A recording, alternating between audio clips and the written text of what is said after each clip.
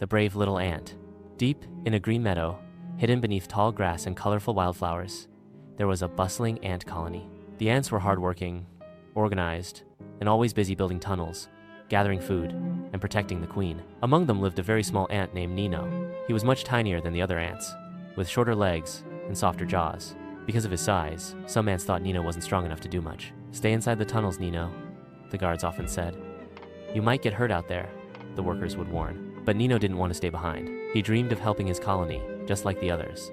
So, every day, he volunteered to do whatever task he could, carrying crumbs that were too small for others to bother with, cleaning narrow paths, or keeping an eye on baby ants. He never complained, and he never gave up. One sunny morning, while most of the ants were outside foraging, dark clouds suddenly filled the sky. A heavy rainstorm hit the meadow. Water poured into the tunnels, washing away food and flooding the passages. Panic broke out in the colony.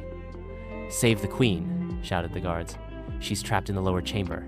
The main entrance was blocked by mud and water, and none of the bigger ants could fit through the narrow emergency tunnel that led to the queen's chamber. Then came a tiny voice.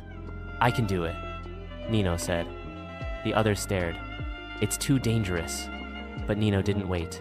He squeezed through the tight tunnel, crawling through the muddy passage, water dripping on his back. The path was slippery, and twice he almost fell, but he kept moving forward. At last, he reached the queen.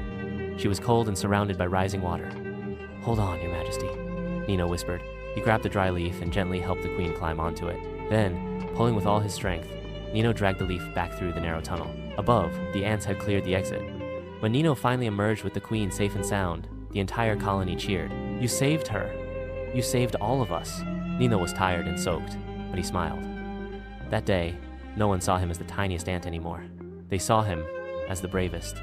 From then on, Nino led rescue missions, trained young ants, and reminded everyone that courage isn't about size, it's about heart. Moral of the story: true bravery isn't measured by strength or size. Even the smallest among us can become heroes when we act with courage, love, and determination. If you like this story, please like and subscribe to this channel so you don't miss other interesting stories.